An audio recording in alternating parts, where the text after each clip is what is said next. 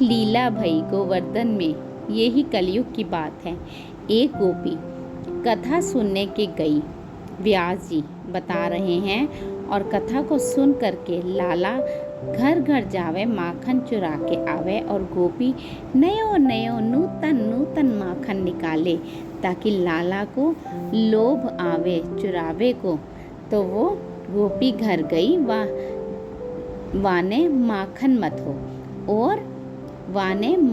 मत हो और वे माखन मतते समय हमेशा तो ये सोचती, लाला मेरो खावेगा, मेरा पति माखन खावेगा, मेरी सास माखन खावेगी, सबके काजे माखन निकालूं, घी बनाऊंगी। लेकिन आज वो दही मतते मतते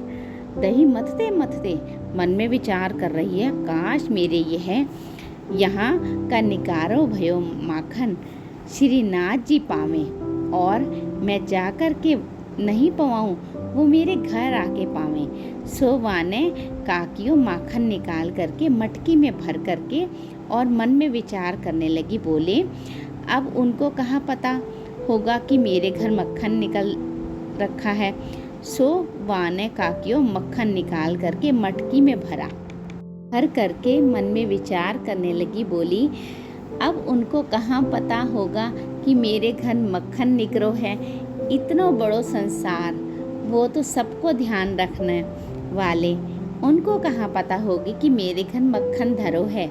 कोई बात नहीं, मैं ही बता के आऊँ। मक्खन की मटकी संग में लेकर के गई और श्रीनाथ जी के मंदिर में खड़े हैं के सब तो दर्शन कर रहे हैं, पर वो दूर से ही मक्खन के ऊपर से मटकी का भाग हटाई करके ऐसे मक्खन हाथ में थोड़ा सा लेकर ठाकुर जी को दिखाई रही है।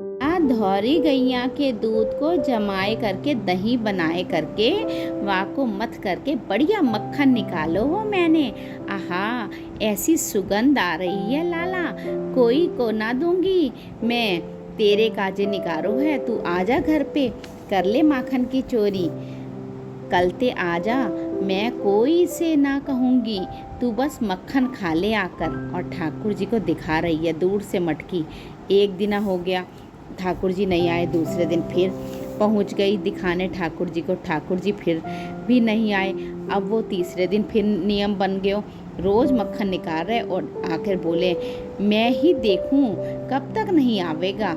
रोज़ पहुंच जाए और ठाकुर जी को मक्खन दिखावे। ठाकुर जी के लाड टपकने लगी होठन से वहाँ के मक्खन को देख करके। और वही समय सामने अब श्रीनाथ जी तो बिल्कुल मूर्ति बनकर खड़े हैं और सब दर्शनार्थी दर्शन कर रहे हैं।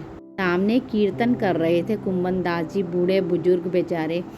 कुंभन दास जी कीर्तन करते करते क्या देख रहे हैं कि ठाकुर जी के लाड टपक रही है। और यहाँ थे और लाड टपकती देखकर श्री कुंभन दास जी के मन में विचार आया कि जय जय को कुछ भोजन पाने की हो रही है। उनको ठाकुर जी को अष्ट सखाओं में से थे कुंभन दास जी। जैसे ही पर्दा हुआ, कुंभन दास जी भीतर झांक के बोले, जय जय का भयो, कैसे लार निकल रही है। तो ठाकुर जी बोले, एक गोपी रोज आवे और मुँह को मटकी माखन की लेके आवे, दूर से दिखावे और मुँह को लोभ दे के जावे। कहती, या को पाके जा लाला, और मुँह को ये भय लगे कि ये कली काल है, ये कलयुग में यदि सरल है गयो तब तो सब पकड़ लेंगे मुँहे।